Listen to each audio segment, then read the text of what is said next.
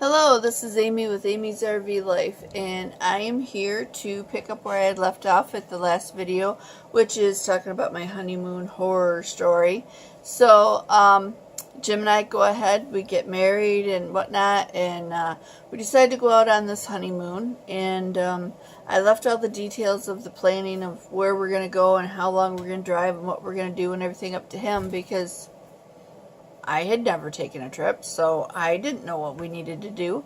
And we pack up we had a little Honda Civic. We pack it up with, our tent and our cooler and duffel bags and pillows and blankets and whatnot and, food and yada yada. And everything you need for a trip. And me thinking I'm, being smart and savvy for the whole, thing. I take my money, or our money that we had for the vacation, I had taken and put it in one of the duffel bags and put it at the bottom of all of the junk in the middle of the car. So that way when we stop somewhere, even if we lock our door, if they break into it or whatever, like break one of the windows, they're going to have to root through the whole entire car before they find anything to be able to take it. So we wouldn't, we would be able to find them and we would notice it. We wouldn't be leaving the car for that long. So our money would be safe, right? We wouldn't be stranded. Well, I didn't take any money out of the envelope before I had put it in there because I had assumed Jim did. And apparently he assumed I did, because we go and we get ready, we're driving for a few hours, no big deal. Well, we stopped to get our first tank of gas, and he's pumping the gas and blah blah blah, and I'm like, well, give me some money and I'll run in and I'll pay for it and I'll get us some drinks and stuff. And he's like, I don't have any money, you have the money. I'm like, no, I ain't got the money. I said, you didn't take any money out of the envelope? He's like, no, I don't got no money. A few swear words there. So finally I open up the back of the trunk, and I, get in there and I root through the whole stuff and everything, and I find the money, and I take out enough money to last us for a couple of days, and put that back in there. So that was my first little boo-boo thing that I shouldn't have done, I guess. And so anyway, we get going and we're traveling through, and I'm like, okay. I says, well, when are we going to stop for the night? And, and he's like, well, we're going to get to North Dakota. And I said, no, we're not. I said, North Dakota's like 4 states away. It's actually 3, but, I didn't really know at that point because, whatever. And he's like, no, he's like, we're getting to North Dakota because we only have so many days to do this trip on. And he's like, there's really not much between here and North Dakota, and North Dakota's where we got to get to. And I'm like, huh, okay, well, So we do, and it really wasn't that bad, but I'm not going to let him know that.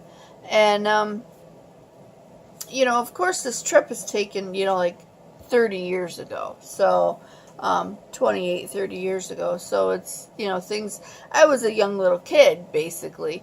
So here we are, we're driving through, we get to the hotel, and, you get a few hours sleep, whatnot, and then we get up in the morning, we get breakfast, and we take off, and, and we make it to Roosevelt in no time at all. And we pull in, and it's beautiful.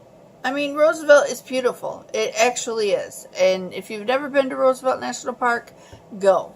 I mean, the drive, when you just, start driving through, and then all of a sudden you see that big open valley, and it's got all of the, rock formations. It's beautiful, okay? But we pull through, and there's the little prairie dog town, and oh, they're really cute, and everything's great, and everything. So we go in and start putting things together, and I'm like, I'm going to set the tent up. And he's like, okay. I says, well, it can't be that hard. There's instructions. I mean, come on. I figured on the inside of the bag or something there'd be instructions or whatever. It was a used tent. Well, no, there's no instructions.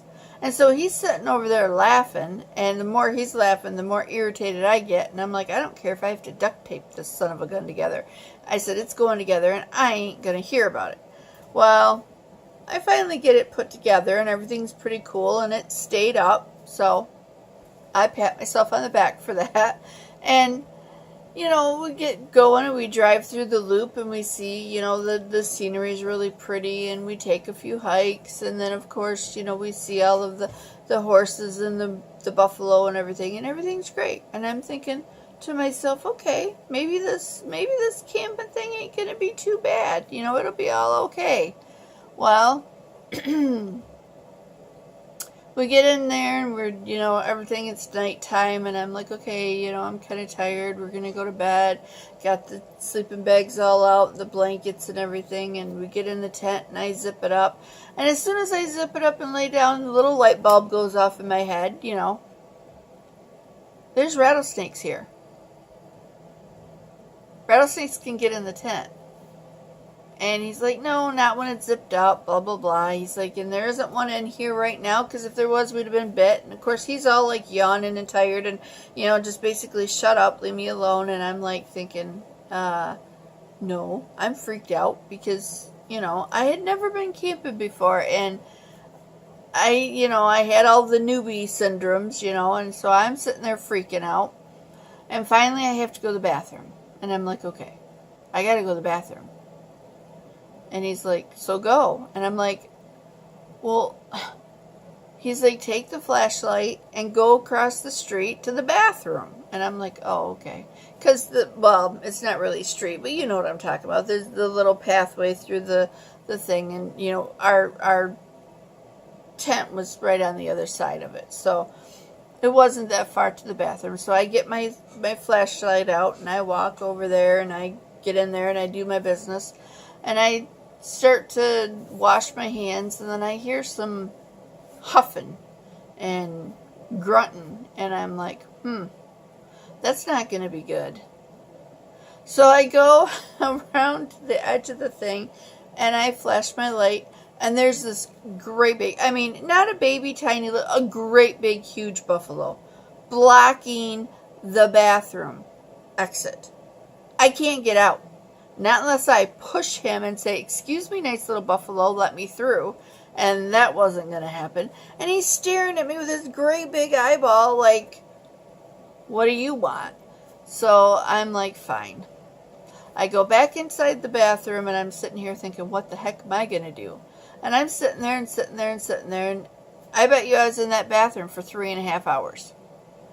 Finally, the dumb buffalo is tired of eating the grass right outside the door, so he moves away, and I'm like, cool. So I go out and I go get in the tent, and Jim's like, well, what the heck happened? Where were you? I'm like, well, thanks for coming looking for me. Although, what was he going to do? You know, push the buffalo, do whatever, scare it? No, you know. But he thinks it's hilarious. Oh, ha, ha, ha, ha. Well, not so much. And then we get everything ready together and everything. We packed up and we're going to our next leg of the trip. And we're going to Yellowstone. Okay, great. So we start heading through. And we get up and start going up this road. And Jim's like, this is Beartooth Highway or Beartooth Pass or something like that. And I'm like, that doesn't mean anything to me. I don't care. So what? And eventually it meant something to me. And eventually I wasn't very happy. And I let him know about it.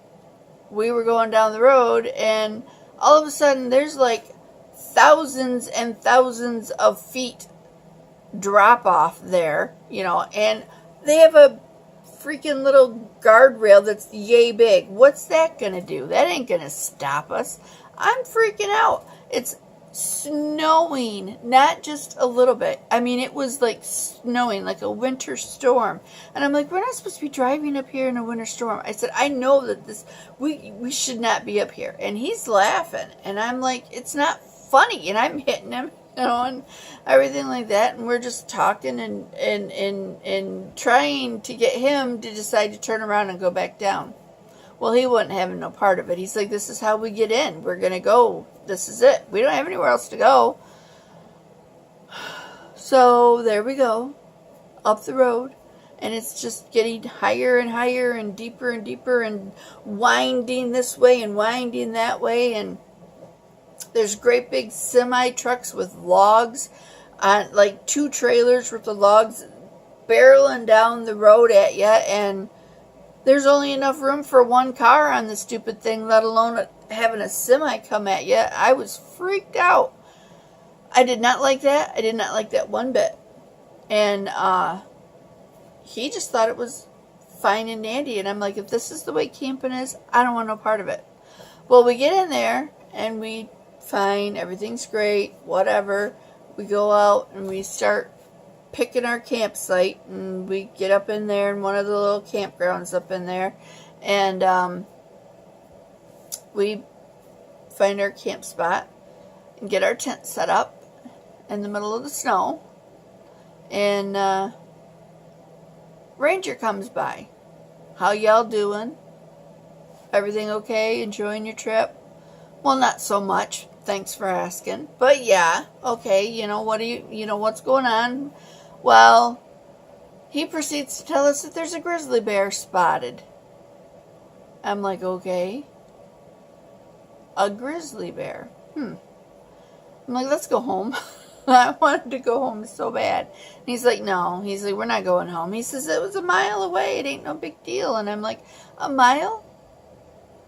Grizzly bears travel lots of miles in one day. That ain't going to stop nothing, Well, whatever. We ended up going through our stuff, whatever. I ate cold stuff the whole night. I'm like, we're not cooking nothing. And he's like, that doesn't prevent anything, Amy. He's like, everybody else in the campground's cooking. He's like, just because ours, he said, well, I said it won't attract it to our little area anyway. Well, finally, we get in the tent and everything. We're going to go to sleep. We're going to whatever, and it's fine and everything. Well, I hear munching, and I'm like, what the heck? I look over. He's got an apple. An apple. He's eating an apple inside the tent. I'm like, what are you doing? And he's like, well, I was hungry. I wanted a snack. I'm like, all of our food's supposed to be out in that big thing out there. You're not supposed to have an apple in the tent. That's going to draw bears. And he's like, no, it's not. It's just an apple. And he's like, you're paranoid. And I'm like, well, I'm telling you what. If a bear comes, I'm letting him eat you. I'm going to run. And so anyway, we get to sleep. Everything's fine. Sorta. Well, I wake up and I hear like rooting and huffing and whatever. And I hear things kind of moving around and stuff outside, and I felt something like brushing up against the tent and everything. Now, granted, I have no proof that it was a grizzly bear, and it probably wasn't, because if it was, it would have, being that close to the tent, it probably would have knocked the tent down or whatever, But, needless to say, beside the point, he thinks it's hilarious. He's laughing. He wasn't at that point in time in the story. I was laying there freaking my gourds out. I'm laying down and I'm trying to tell him that there's a grizzly bear. There's a grizzly bear. But I can't really talk because I don't want to make the grizzly bear know that there's people in there.